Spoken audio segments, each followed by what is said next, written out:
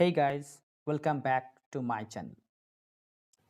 आज मैं कुछ इम्पोर्टेंट पॉइंट्स के बारे में डिस्कस करूंगा जो कि एग्जाम पॉइंट ऑफ व्यू से बहुत ही इम्पोर्टेंट है। तो चलिए स्टार्ट करते हैं। देखिए, पहला है आपका न्यूट्रिनो। तो याद कीजिए, मैंने न्यूक्लियॉन्स के बारे में बताया था, तो वहां पे मैंने कुछ एक्स्ट्रा न्यूक्लियर पार्टिकल्स पर डिस्कस किया था। तो न्यूट्रिनो क्या है?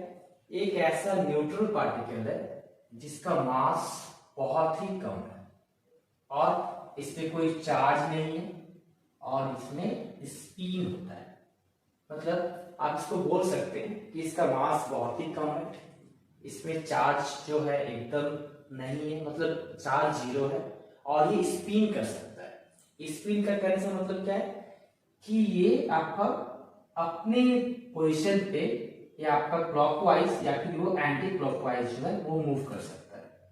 जैसे मान लीजिए कि अगर ये आपका उसका एक्सिस होता है, तो अगर ये इस टाइप से मूव करता है तो इसको हम लोग बोलते हैं प्लस हाफ, इसको हम लोग बोलते हैं क्लॉकवाइज।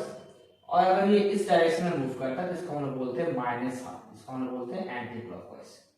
तो एक इलेक्ट्रॉन अपनी जगह पे वो स्पिन कर सकता है, जैसे आपका अर्थ जैसे एक जगह पे आपका वो रोटेट करता है, जस्ट लाइक दैट, उसी हिसाब से ये भी एक जगह पे आपका वो स्पिन कर सकता है।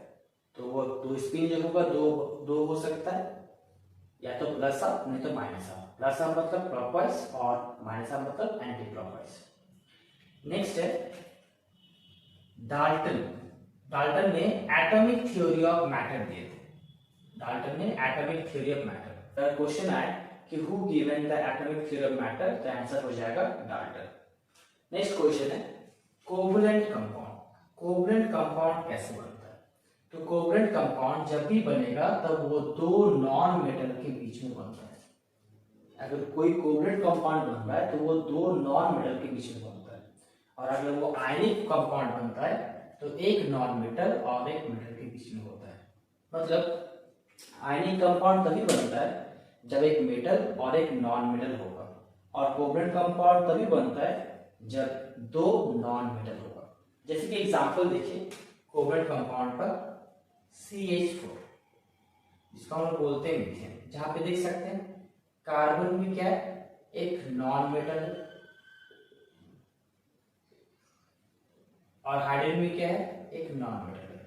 तो दो नॉन मेटल के बीच में जब कंपाउंड बना तो उसको हम लोग क्या बोलेंगे, उसको बोलेंगे हम लोग कोवलेंट कंपाउंड। वैसे ही एक मेटल और नॉन मेटल के बीच में कंपाउंड बने तो उसको हम बोलेंगे आयनिक कंपाउंड। जैसे सोडियम, सोडियम क्या एक मेटल, और क्लोरीन क्या है, एक नॉन मेटल है, नॉन मेटल। तो जब एक मेटल और नॉन मेटल के बीच में बॉन्ड बने, या कोई कंपाउंड बने, तो उसको हम लोग क्या बोलेंगे, आयनिक कंपाउंड। नेक्स्ट है एक्स रेस। तो आप लोग जानते हैं कि बहुत तरह का रेस होता है, बहुत तरह का electromagnetic spectrum, X ray, gamma ray. तो ये क्लास 11 का टॉपिक है, तो वहां पे एक चार्ट भी है।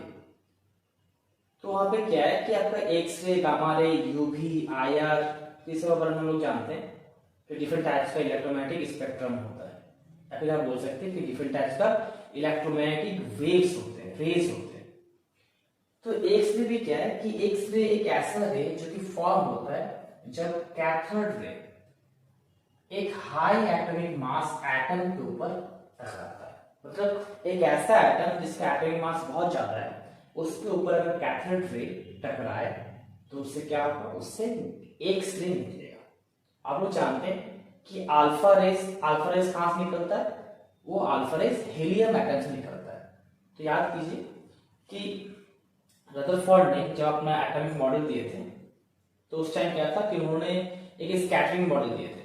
तो स्कैटरिंग मॉडल में उन्होंने अल्फा रे का यूज किया था, और वो जो अल्फा रे था वो कहां से निकल रहा था? अल्फा रे वो हीलियम से निकल रहा था। तो एक्स रे कब निकलेगा? जब आपका कैथोड रे कोई एक हाई एटॉमिक मास के ऊपर टकराएगा तो उससे क्या होगा, एक्स रे निकलेगा। नेक्स्ट है plum pudding model. Plum pudding model किसने दिए थे? तो ये दिए थे जे थॉमसन ने। आप लोग जानते हैं कि ये जे थॉमसन ने पहला मॉडल ऑफ एटम दिए थे, तो उसका नाम क्या था? प्लम पुडिंग मॉडल, जो कि वो ठीक से प्रूव नहीं कर पाए थे, बट उनका एक मेरिट क्या था कि उन्होंने बताया था कि ओवरऑल चार्ज, उन्होंने बताया था कि जो ओवरऑल चार्ज होगा वो 0 होगा, मतलब जितना नंबर ऑफ प्रोटॉन्स होगा उतना ही नंबर ऑफ क्या होगा, इलेक्ट्रॉन होगा। तो प्रोटॉन और इलेक्ट्रॉन में क्या हो जाएगा, सिंपली 0 हो जाएगा। तो जे थॉमसन ने जो पहला मॉडल दिए थे तो क्या था, प्लान कोडिंग मॉडल। और आप लोग जानते हैं कि उन्होंने ही स्टार्ट किए थे एटॉमिक मॉडल का। तो उनका कहना था कि अगर हम लोग एक स्फीयर ले लेते हैं तो एक स्फीयर में पॉजिटिव चार्ज जो होगा वो बाहर की तरफ रहेगा और नेगेटिव चार्ज जो रहेगा वो आपका बीच में रहेगा, और जितना आपका पॉजिटिव चार्ज होगा उतना ही आपका नेगेटिव चार्ज होगा। और इसी मॉडल को उन्होंने बताया थे प्लम पुडिंग मॉडल। जैसे होता है क्या कि क्रिसमस केक अगर देखे होंगे तो क्रिसमस केक जो होता है एक पुडिंग केक होता है, मतलब उसके ऊपर आपको बहुत कुछ दिखेगा। तो उसी के हिसाब से उसी का एक एग्जांपल लेके उन्होंने एटम का भी एग्जांपल दिए थे कि एटम जो ऐसे एग्जिस्ट हो सकता है। बट हम लोग क्या जानते हैं कि वो जो पॉजिटिव चार्ज जिसको हम लोग प्रोटॉन बोलते हैं वो आपका न्यूक्लियस के अंदर रहता है, और जो नेगेटिव चार्ज जिसको हम लोग इलेक्ट्रॉन बोलते हैं वो न्यूक्लियस के चारों तरफ घूमते रहता है, means it is revolving around the nucleus, वो न्यूक्लियस के चारों तरफ वो घूमते रहता है। तो इनका जो मॉडल था प्लम पुडिंग मॉडल, ये एक सही मॉडल नहीं था, जो कि बाद में डिस्कस किया गया था रदरफोर्ड ने, फिर निल्स बोर ने, बहुत कोई डिस्कस आए थे, मतलब बहुत सारा नया नया मॉडल्स आए थे, तो वहां पर डिस्कशन हुआ था। तो इनका जो लॉ था उसमें सिर्फ एक ही वैल्यू था कि ओवरऑल चार्ज जो होगा वो 0 होगा। नेक्स्ट है रियर व्यू मिरर्स। आप लोग जानते हैं कि गाड़ी का शीशा, गाड़ी का जो शीशा देखने के लिए जो हम लोग बैक साइड पे देखने के लिए यूज करते हैं, तो कौन सा मिरर होता है, तो सिंपली वो आपका एक कन्वेक्स मिरर होता है। तो जो रियर व्यू मिरर जो होते हैं वो कन्वेक्स मिरर होता है। तो इससे क्वेश्चन आ सकता है, फिजिक्स से क्वेश्चन है कि रियर व्यू मिरर्स जो कि आपका बाइक या फिर कार में लगा रहता है वो किस टाइप का मिरर है, तो एक कन्वेक्स मिरर है। नेक्स्ट स्पीड ऑफ लाइट, जो कि आप लोग जानते हैं कि स्पीड लाइट कितना है, 3 × 10⁸ मीटर पर सेकेंड। तो लाइट का स्पीड क्या है, 3 × 10⁸ मीटर पर सेकेंड।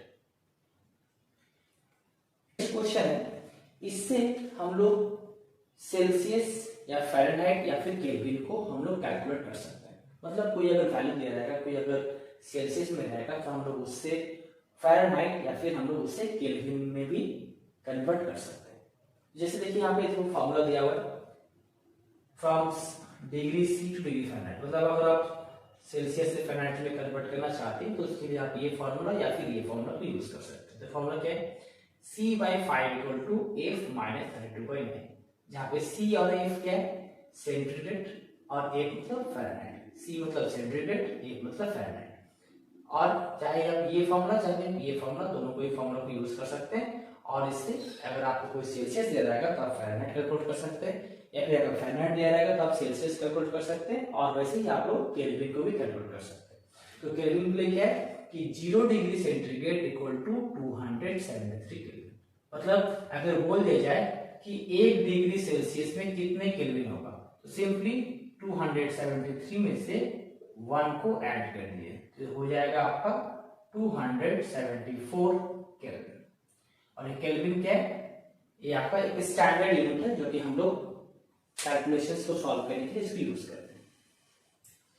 नेक्स्ट है एस्केप वेलोसिटी।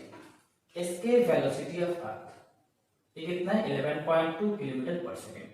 तो एस्केप वेलोसिटी हम लोग जानते होंगे कि अगर हम लोग कोई भी ऑर्बिट से, इस अर्थ का एक ऑर्बिट होता है, तो उस ऑर्बिट से कोई एक चीज हम लोग अगर बाहर निकालना चाहते हैं तो क्या होगा कि हमको एस्केप वेलोसिटी जितना होता है, मतलब एक कुछ वेलोसिटी कुछ स्पीड से उसको बाहर निकालना पड़ेगा, और उसी स्पीड को हम लोग बोलते हैं एस्केप वेलोसिटी। तो ये कितना है, 11.2 किलोमीटर पर सेकेंड, जो कि 33 टाइम्स है साउंड के स्पीड के, मतलब जिस स्पीड ऑफ साउंड होगा उसका 33 टाइम्स होगा एस्केप वेलोसिटी। नेक्स्ट है यूनिट ऑफ मोमेंटम। मोमेंटम का यूनिट क्या है, मोमेंटम का यूनिट है केजी मीटर पर सेकंड। अब लोग जानते हैं कि मोमेंटम का फॉर्मूला क्या होता है, P = m, जहां पे P क्या है मोमेंटम, m क्या है मास, v क्या है वेलोसिटी।